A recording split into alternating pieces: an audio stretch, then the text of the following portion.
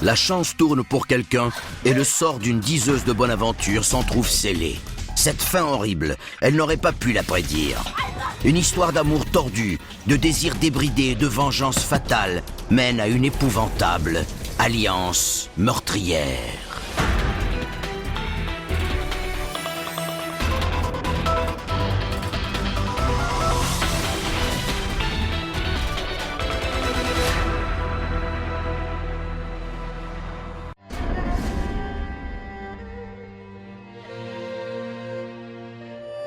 Au sud de Los Angeles se trouve le comté d'Orange, foyer de la plus grande concentration d'immigrants vietnamiens du pays. Environ 30 000 d'entre eux vivent et travaillent dans ce qui est devenu Little Saigon. Plusieurs sont arrivés aux États-Unis dans les années 70 et 80 à la recherche de meilleures conditions de vie. Ils ont apporté une riche histoire culturelle imprégnée de vieilles croyances. Selon elles, la chance et la bonne fortune ont un prix, et on peut faire souffrir nos ennemis grâce à des pouvoirs mystiques. Le 21 avril 2005, Yang Tran tente de se réconcilier avec sa petite amie Anita Vo après leur dernière dispute. Mais il semble manquer de chance. Quelques heures plus tôt, il est venu déposer du café et un encas au pas de sa porte, mais ils sont toujours là. Étrangement, un bracelet de valeur que Yang a trouvé plus tôt et que, présume-t-il, la mère d'Anita a laissé tomber, n'a pas bougé non plus. Inquiet, il regarde à l'intérieur. Ce qu'il voit le pousse à composer immédiatement le 911. Je n'oublierai jamais cette scène de crime. On a forcé l'entrée du domicile. On a vu ce qui semblait être un corps dans la cuisine. On avait jeté un tissu sur son visage et versé de la peinture blanche. On voyait aussi du sang. Il s'agit du corps d'Anita Vo, 23 ans. C'était extrêmement étrange. Aucun d'entre nous n'avait jamais rien vu de tel. On voyait des blessures par arme blanche sur le corps et des blessures de défense sur les mains. À environ 1 mètre du corps, il y en avait un autre.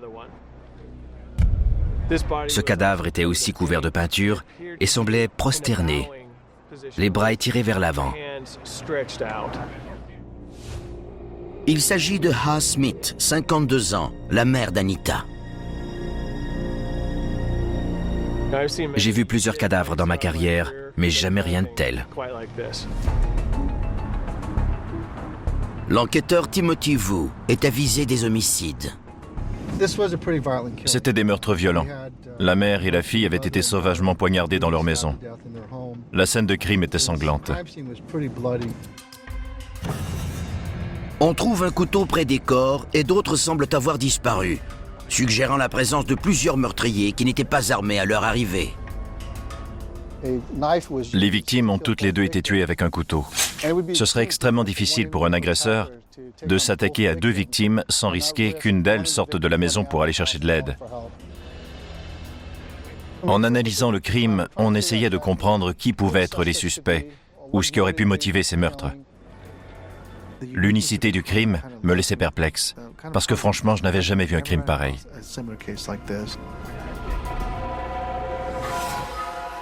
La position du corps de Ha Smith semble envoyer un message.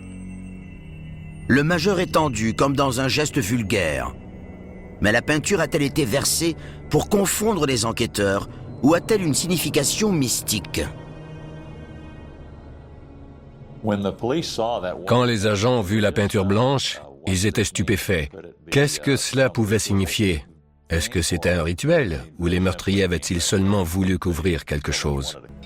La maison déborde de biens de valeur et d'objets symboliques appartenant à Miss Ha. On voyait ce qui ressemblait à un autel. La scène de crime était très unique. La mère avait un autel dans son salon avec plusieurs dieux asiatiques uniques. Au pied de l'autel, il y avait des ossements renversés sur le sol. On ignorait si c'était des ossements animaux ou humains.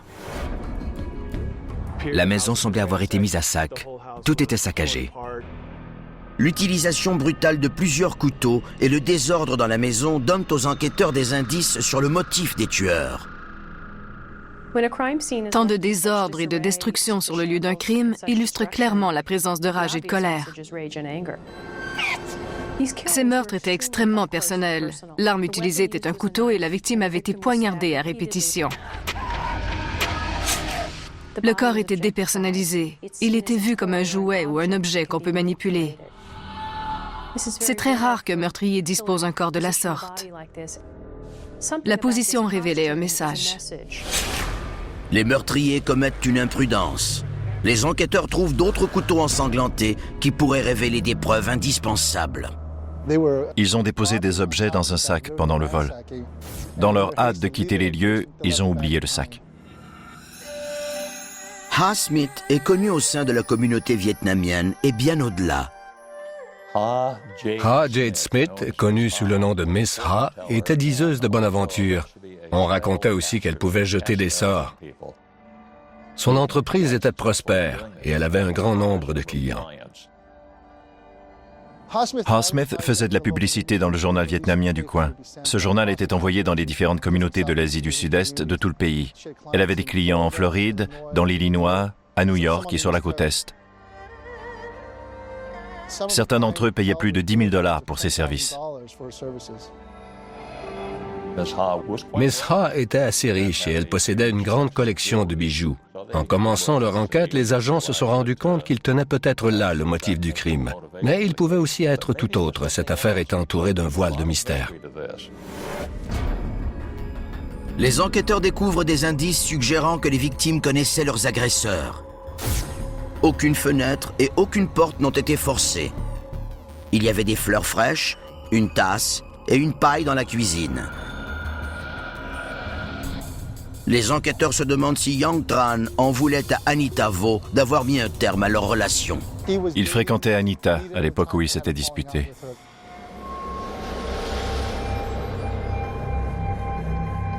La nouvelle des violents meurtres se répand rapidement.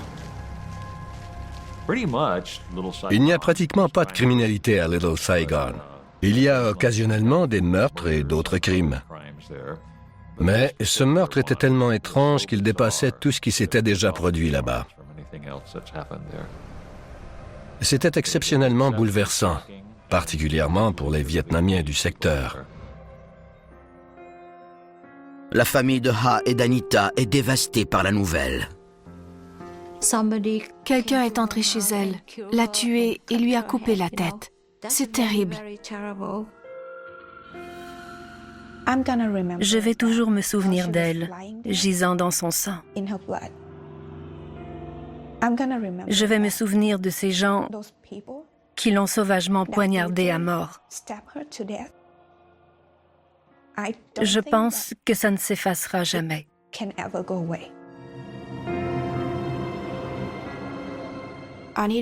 Anita était une personne très intelligente. Elle avait été acceptée en droit. Elle était mon modèle. C'était une personne très gentille. Elle faisait du bénévolat pour aider les gens.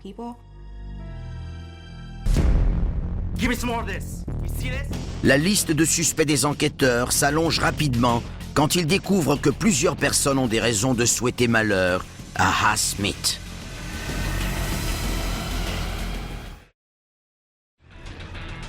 Les techniciens en scène de crime de Little Saigon, dans le comté d'Orange en Californie, ont passé des heures à prélever les nombreux indices laissés au domicile d'une mère et de sa fille qui ont été sauvagement poignardées et couvertes de peinture. Les policiers croient qu'il pourrait s'agir d'un meurtre aux allures d'un rituel et qu'au moins 2 personnes ont utilisé les armes du crime. Les gens qui ont perpétré ce crime ne sont pas entrés par effraction. Le défi était de découvrir qui ils étaient. Les policiers ont un suspect potentiel, l'ex-petit ami d'Anita, Yang Tran. C'est lui qui a sonné l'alarme. Ils apprennent aussi qu'un homme à tout faire travaillait à la maison. Ce dernier accepte de se présenter pour un interrogatoire. Il est couvert de peinture blanche comme les victimes.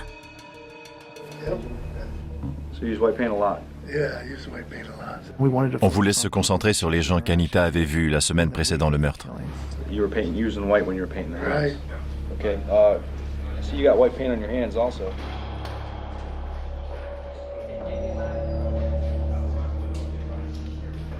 J'ai pensé qu'il y avait une motivation personnelle derrière ce crime. Pourquoi quelqu'un laisserait les victimes de cette façon s'il n'était pas mu par une motivation personnelle allant au-delà du simple vol?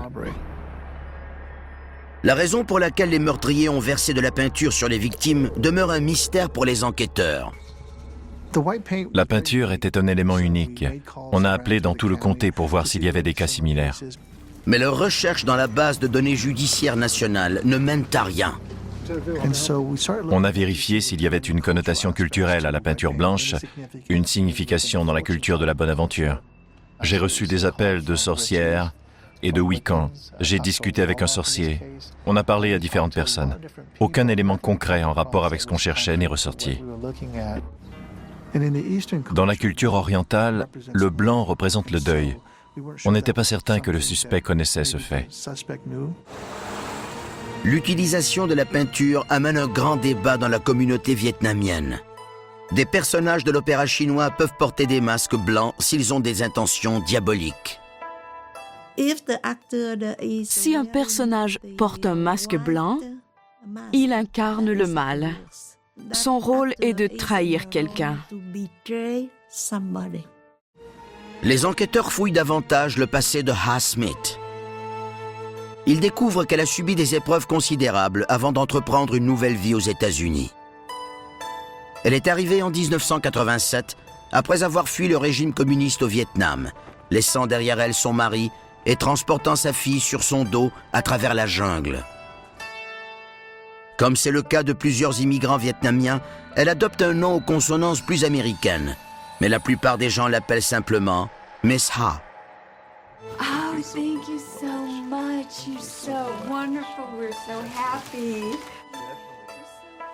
Au sein de la communauté vietnamienne, la bonne aventure est une entreprise lucrative et Miss Ha est considérée comme une des meilleures. Elle en retire de grands bénéfices, souvent sous forme d'argent. Miss Ha lit dans les cartes et les lignes de la main, mais elle clame aussi pouvoir jeter des sorts. C'est de là que provenait la majorité de son revenu. Elle jetait des sorts pour ses clients. 4 ans avant son meurtre, elle a vécu une autre expérience terrifiante quand des voleurs se sont emparés d'argent et de biens valant des centaines de milliers de dollars. 2 hommes asiatiques sont entrés de force chez elle. Ils ont été identifiés comme faisant partie d'un gang. On a commencé à s'intéresser à eux aussi pour cette affaire. Finalement, faute de preuves suffisantes, personne n'est poursuivi pour ce vol. Miss Ha essaie d'assurer son avenir en cachant des liasses de billets dans un aspirateur et des bijoux précieux dans une cafetière. Elle était devenue très discrète sur la façon dont elle entreposait ses biens précieux et son argent. L'enquêteur Wu croit que les meurtriers n'ont jamais trouvé les nouvelles cachettes, puisqu'il y avait beaucoup d'objets à portée de main.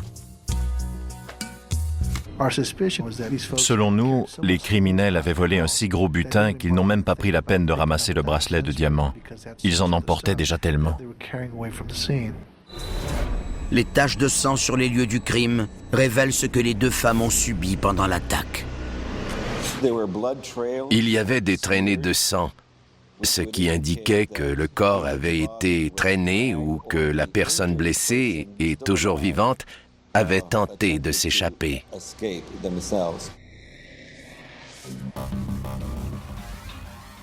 Pour voir les blessures, leur position et leur profondeur, et pour les photographier, il fallait enlever la peinture.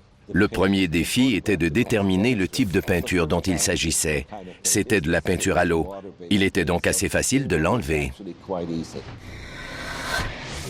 Les victimes ont subi une agression frénétique, ce qui révèle que les tueurs avaient un motif. La colère, la passion, des sentiments de la sorte. Anita souffre d'importantes blessures béantes, principalement à la tête. La mutilation se concentrait autour du visage. C'est une tentative de détruire la femme. C'étaient les blessures les plus profondes. Elles ont entraîné une importante perte de sang. L'agression envers Ha Smith est moins sauvage. Elle s'est battue pour sa survie. Sur le dos de sa main, Il y avait des blessures. C'étaient des plaies de défense, des blessures infligées alors qu'elle tentait de protéger son corps ou peut-être son visage. Elles étaient très profondes.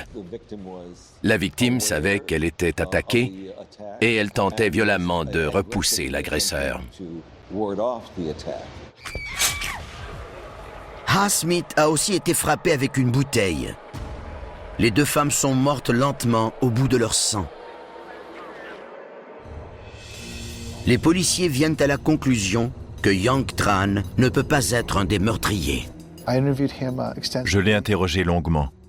On n'a aucunement eu l'impression que Young éprouvait une quelconque animosité envers Ha Smith ou Anita Vo.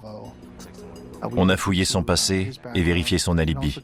On a pu confirmer qu'il était au travail au moment des meurtres. On a donc rayé son nom de la liste. La peinture blanche sur l'homme à tout faire qui a travaillé à la maison est hautement suspecte. Il aidait Ha Smith à faire de petites réparations dans la maison.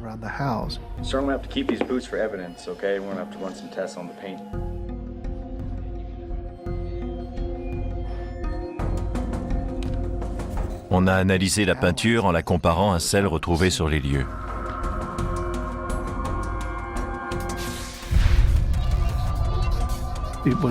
Les peintures étaient de sources différentes.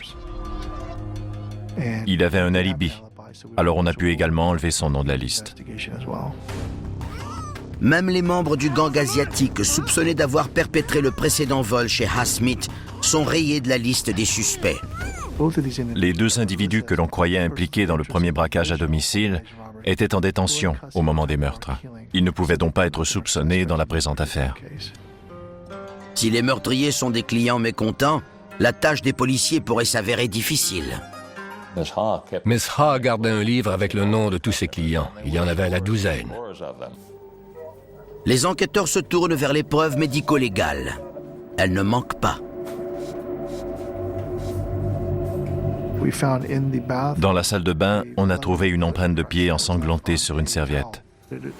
On supposait qu'un des suspects avait tenté de se laver. En sortant, il a laissé une empreinte de pied et des traces de sang sur la serviette. L'empreinte semble avoir été laissée par une femme.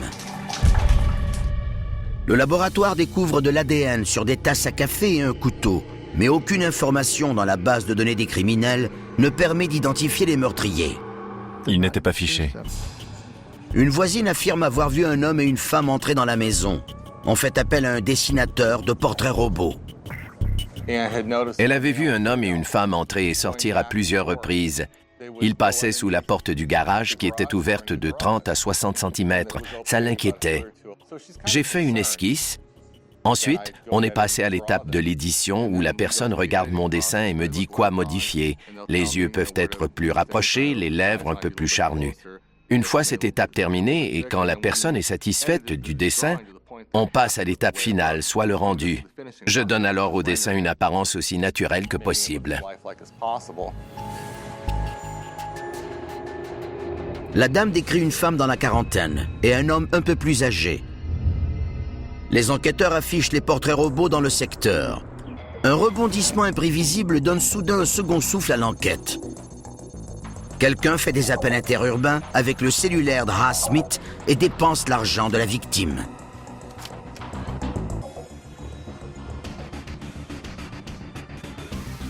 Les jours passent et les achats s'accumulent jusqu'à atteindre 75 000 $.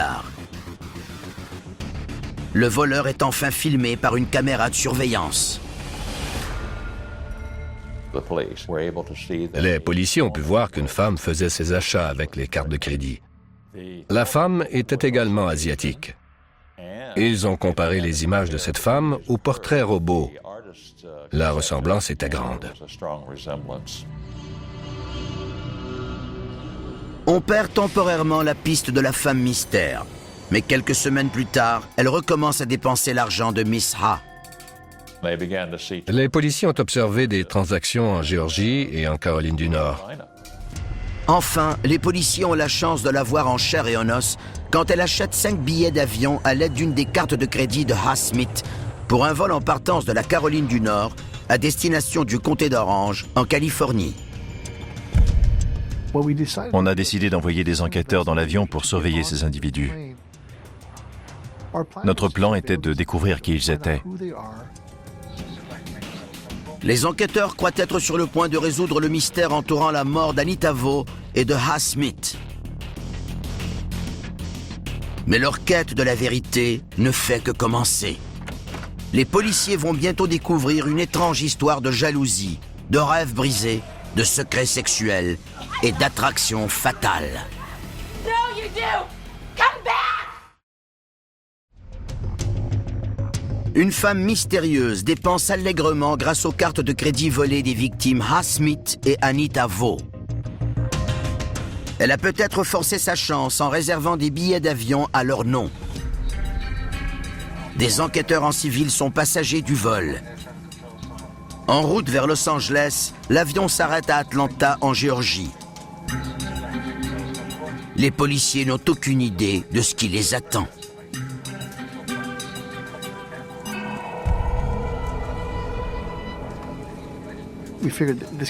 On s'est dit que ça ne pouvait pas être notre suspecte. Elle ne correspondait pas au profil. En plus, elle voyageait avec des enfants. On a soupçonné qu'on lui avait donné les cartes de crédit et que peut-être quelqu'un d'autre dans le secteur avait commis les meurtres. C'est là qu'on a décidé de la surveiller.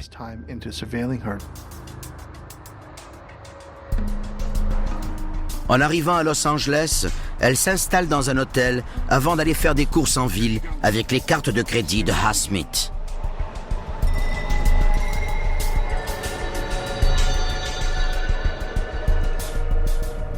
De retour à sa chambre d'hôtel, on lui passe au poignet des bracelets qui n'étaient pas sur sa liste.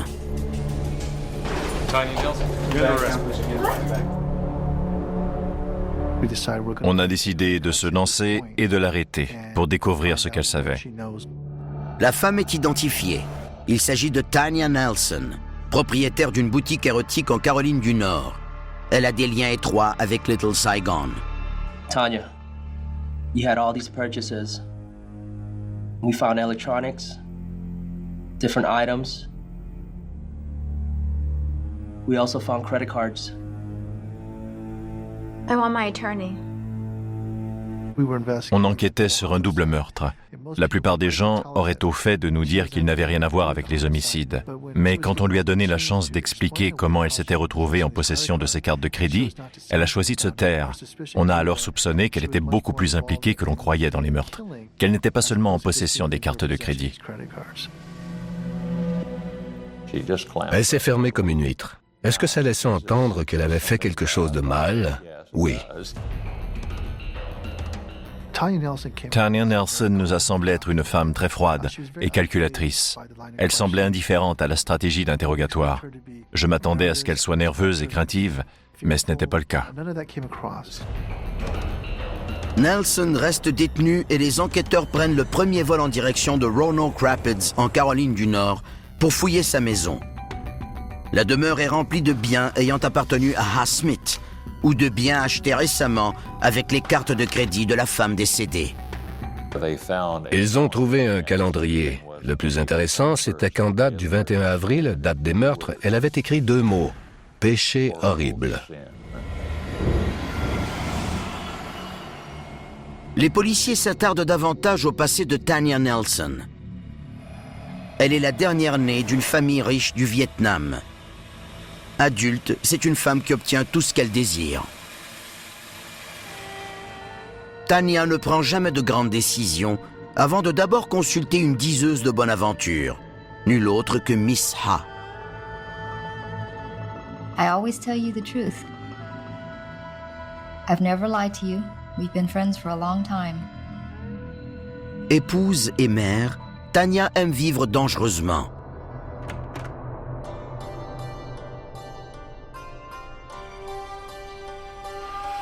Elle vient chercher des conseils au sujet d'une liaison qu'elle entretient avec le jeune frère de son mari, Loy. D'abord, les cartes sont prometteuses. Ha Smith lui a dit « Ça va très bien aller, tu auras une belle vie amoureuse, tu vas avoir une relation que tu vas adorer. » Mais l'obsession de Tanya devient bientôt envahissante pour son amant, accablé par la culpabilité. I love you! Stop this! No! You're staying here. You're not going anywhere. I'm done with you, okay? Les enquêteurs apprennent que Loy tente de fuir la relation en déménageant en Caroline du Nord. You love me, you know you do. You love me forever. Don't go. You cannot walk away. Come back. Tanya Nelson croit qu'elle a reçu une mauvaise main. Tanya est allée voir Ha Smith et lui a demandé de lire dans son avenir pour savoir si elle allait renouer avec Loy. I'm sorry, it's the devil card. He doesn't love you. Elle a aussi demandé à Ha Smith de jeter un sort à Loy. Ha Smith a répondu « Je peux lire ton avenir, mais je ne jetterai pas de sort. » Ça a rendu Tanya furieuse. Loy se fait une nouvelle copine. Tanya Nelson croit qu'elle peut le reconquérir d'une façon ou d'une autre. Mais elle doit d'abord être proche, prête à frapper. I think your move to North Carolina would be wonderful. I think your business would do better. Oh, that's great. You are going to be so successful. Elle déménage en Caroline du Nord pour se rapprocher de lui. Pour subvenir à ses besoins, elle ouvre une boutique érotique voisine d'une église à Roanoke Rapids. Mais comme elle ne pense qu'à un moyen de reconquérir son amant, l'entreprise s'avère un désastre financier. Pourtant, aucun voyage, même dispendieux, ne l'empêchera d'aller voir Miss Ha. This card is wrong. Redo it. I'm sorry, but you really need to give up on him. That's my final word. No. You gotta redo it. I paid you a lot of money to make sure that he loves me. Tanya était furieuse contre Ha Smith et la blâmait pour ses malheurs. Et Ha Smith ne voulait pas jeter de sort à son amant. La colère atteignait des niveaux extrêmes. It's all your fault. Fix it now. Tanya n'accepte pas un non comme réponse. Elle est déterminée. Rien ne l'empêchera de reconquérir son amant perdu. À un moment, Loy et sa petite amie ont fait un voyage en Californie. Pendant leur absence, Tanya Nelson a cambriolé leur maison.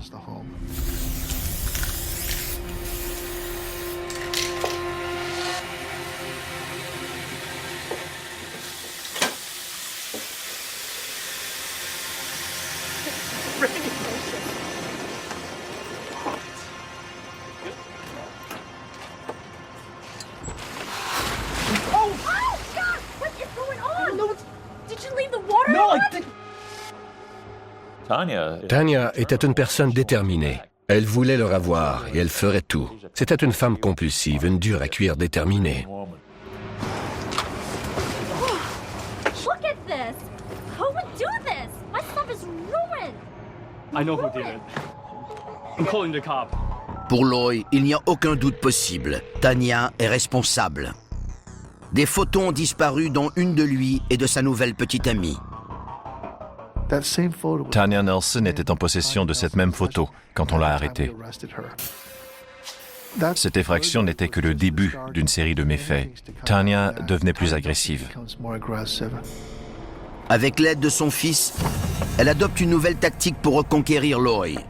La peur. Mais son plan pour regagner l'affection de Loy se retourne une fois de plus contre elle. Il la déteste maintenant davantage.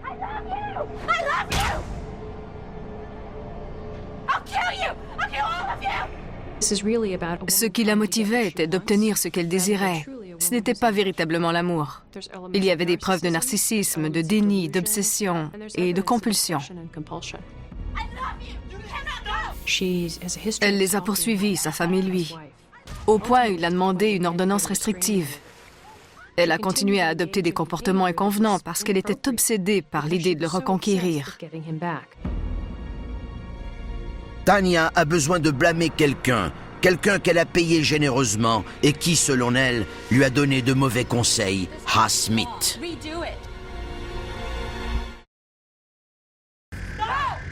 Tanya Nelson a essayé à plusieurs reprises de forcer le frère de son mari à renouer.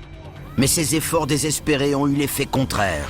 Maintenant, il la déteste et n'a nullement l'intention de laisser sa nouvelle petite amie. Elle n'accepte pas qu'on lui dise non et décide d'agir. Selon elle, il n'y a qu'une personne à blâmer, sa diseuse de bonne aventure, Ha Smith. Elle doit payer pour ne pas avoir assuré la réalisation des espoirs et des rêves de Tanya Nelson. I'm so sorry, but you really need to move on. En fouillant sa nouvelle résidence en Caroline du Nord, les enquêteurs découvrent le nom d'un deuxième suspect. Ils trouvent une carte d'embarquement au nom de Philip Zamora pour un vol vers la Californie quelques jours avant les meurtres. Philip est résident de Roanoke Rapids. Les enquêteurs l'amènent pour l'interroger. So why don't you tell us about your trip to California with Tanya? Nos deux enquêteurs ont demandé à Philip Zamora ce qu'il faisait dans le comté d'Orange pendant la semaine des homicides. Il a donné différentes explications à sa présence dans le secteur. Les enquêteurs ont pu le prendre en flagrant délit de mensonge. Philip Zamora vit dans le mensonge depuis la majorité de sa vie. Il est marié depuis 20 ans, a 3 enfants, mais il a aussi un secret. She knows my secret. That I am gay. Les enquêteurs apprennent que Tanya a un plan pour Philip Zamora. Elle sait exactement comment le convaincre de faire ce qu'elle désire. Elle lui offre de lui trouver des amants. What do you want? Des hommes qu'elle connaît à Little Saigon. How about tomorrow night? Okay. Des hommes qui, lui dit-elle, sauront satisfaire ses désirs sexuels.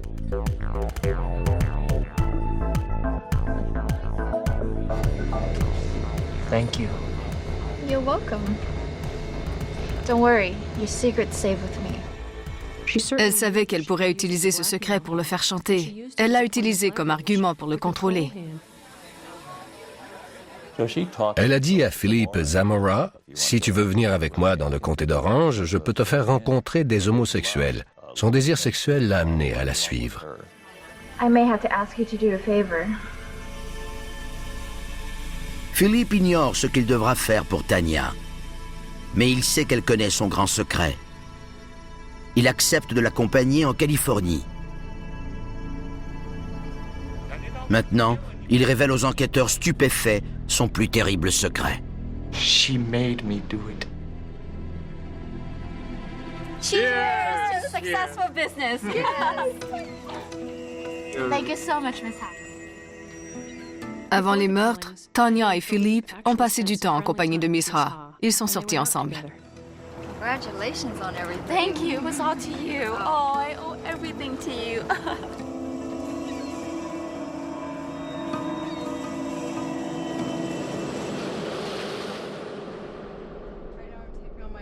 De retour au domicile de Miss Ha, la fureur de Tanya Nelson atteint son paroxysme. Are you making tea? Yeah. Elle veut se venger.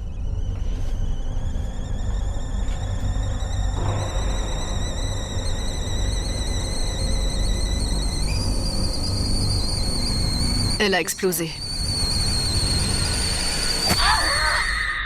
God, what is that?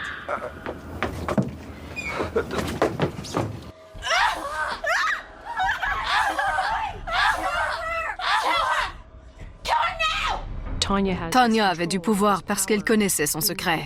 À ce moment, il a fait exactement ce que Tanya lui a dit de faire.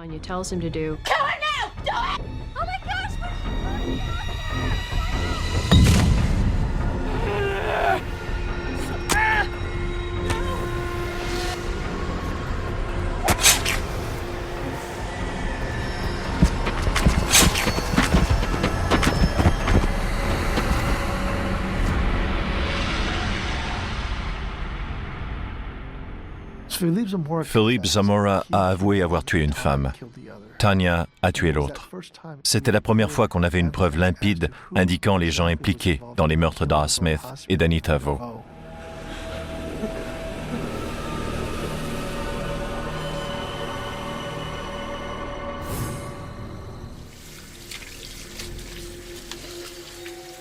Wash these knives.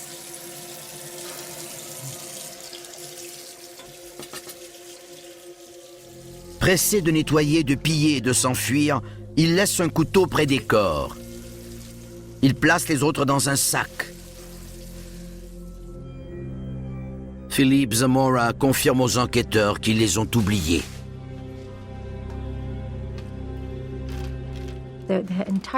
Toute la maison avait été mise à sac. Dans leur hâte, ils ont glissé les couteaux utilisés pour tuer les 2 victimes dans un sac de plastique et ont déposé toutes sortes d'objets par-dessus. En quittant les lieux, ils ont laissé les couteaux derrière eux. Look at all the stuff. All the jewelry, look. Pearls. Perfect. Philippe Zamora a donné différentes versions du motif du crime. Mais il ne nous a jamais expliqué clairement pourquoi il l'avait fait. Il nous a dit qu'il agissait sous les ordres de Tanya Nelson. Elle lui avait ordonné de le faire et il l'a fait.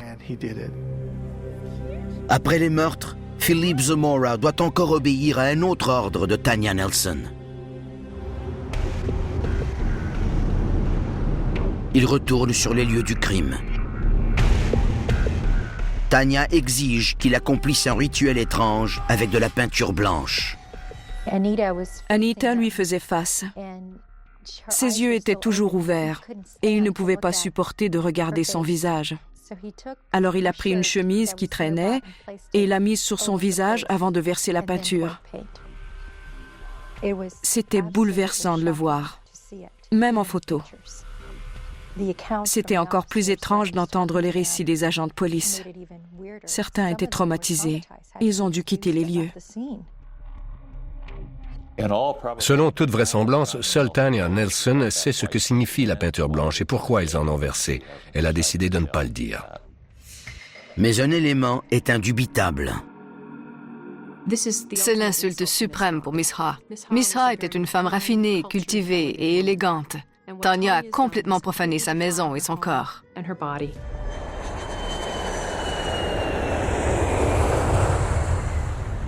Pendant le vol de retour vers la Caroline du Nord, Philippe affirme que Tanya Nelson lui a révélé le motif du meurtre. Elle lui a expliqué que Ha Smith était une menteuse et qu'on ne pouvait pas lui faire confiance. Selon nous, Tanya Nelson faisait référence à un sort qui aurait été jeté et qui n'aurait pas fonctionné comme prévu. I'm so sorry, but you really need to move on. Tanya Nelson s'est sentie trahie par Ha Smith. La mort d'Anita Vo était une sorte de dommage collatéral. Ils l'ont tuée pour que personne ne puisse découvrir que Tanya Nelson et Philippe Zamora étaient impliqués dans les meurtres. Le tout Little Saigon est captivé par l'affaire. Les procès les plus sensationnels de l'histoire de la communauté vont bientôt commencer et les journalistes ne sont pas à court de grands titres. C'était une affaire d'avidité, de désir, d'obsession, de vengeance, de sexe hétérosexuel et homosexuel, de manipulation, de mensonges, de monde occulte, de menaces, de vols et de vies perdues. L'assassin avoué Philippe Zamora explique aux enquêteurs comment Tanya Nelson et lui ont sauvagement assassiné une diseuse de bonne aventure bien connue et sa fille dans leur maison de Little Saigon, en Californie. Mais Tanya ne parle pas et les procureurs ont du pain sur la planche. Je n'avais pas beaucoup de preuves tangibles. La peinture avait fait un bon travail sur les corps pour détruire les preuves potentielles.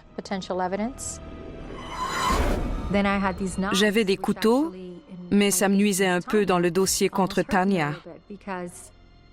Ces preuves indiquaient que Philippe Zamora était l'assassin, pas elle.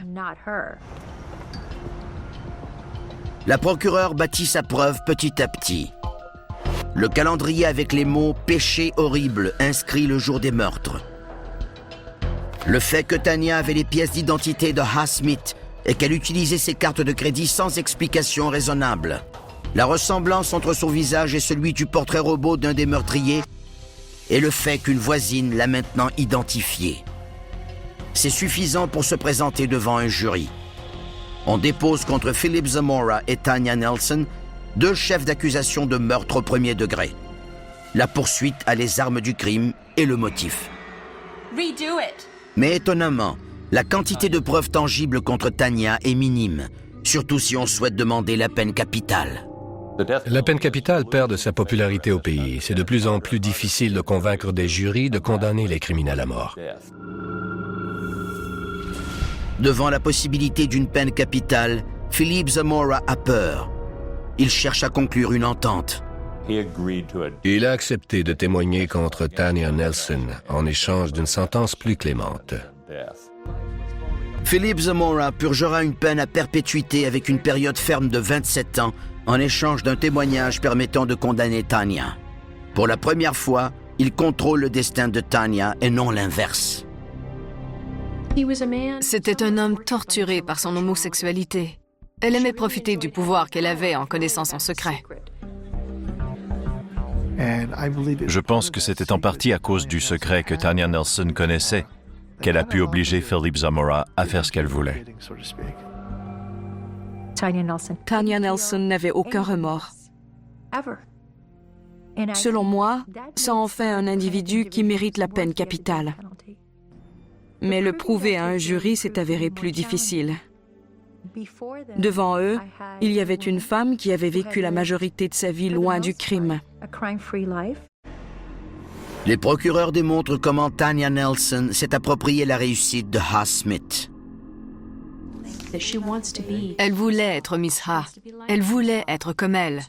Alors elle a simplement pris ses biens par la force et est devenue Miss Ha en utilisant son nom, ses cartes de crédit, sa richesse, sa condition, jusqu'à ses sacs griffés. La communauté vietnamienne de Little Saigon est captivée par le procès et les témoignages dans cette affaire de désir, d'avidité et d'occultisme qui a coûté la vie à 2 victimes innocentes.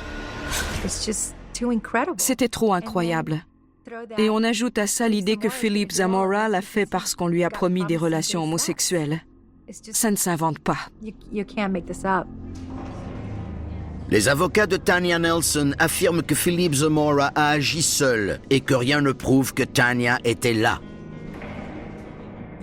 On ne peut pas faire apparaître de l'ADN dans une pièce, ni la faire disparaître. L'absence de preuves judiciaires était un élément clé dans ce dossier. J'ai passé beaucoup de temps là-dessus. Selon moi, c'était le cœur de l'affaire. En fait, seul l'ADN de Philip Zamora a été retrouvé sur les couteaux. Quand il est mouillé par le sang, le couteau commence à glisser et on peut se couper. C'est probablement ce qui est arrivé, car un des éléments de preuve était le sang qu'on avait trouvé sur les lieux et qui appartenait à M. Zamora, pas à ma cliente. Selon M. Zamora, c'était parce que Tanya Nelson portait des gants.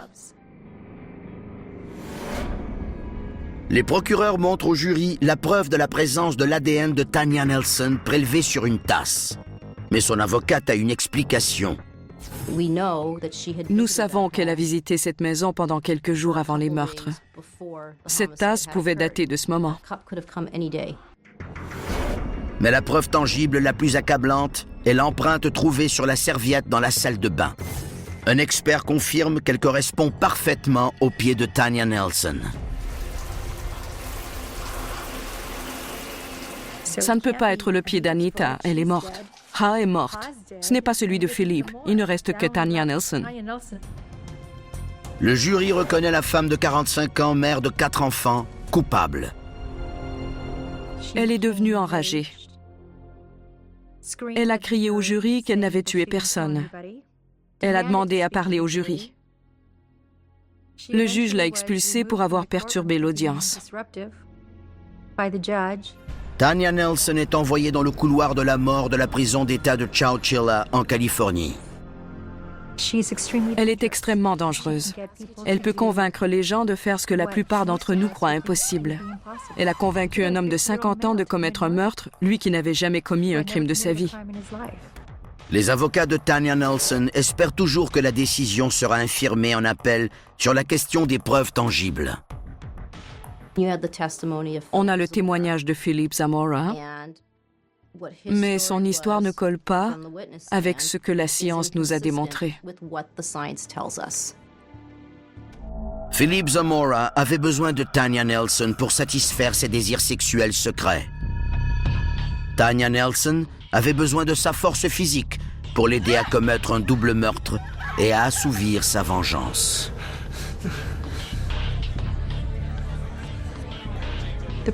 La promesse de vivre son homosexualité et d'avoir la chance d'entrer en relation avec un homme a complètement neutralisé son jugement. Il a commis des crimes odieux. Tanya a utilisé cette faiblesse pour l'attirer et l'impliquer dans ses crimes. Sa nature de prédatrice et la faiblesse de Philippe ont rendu cette alliance meurtrière.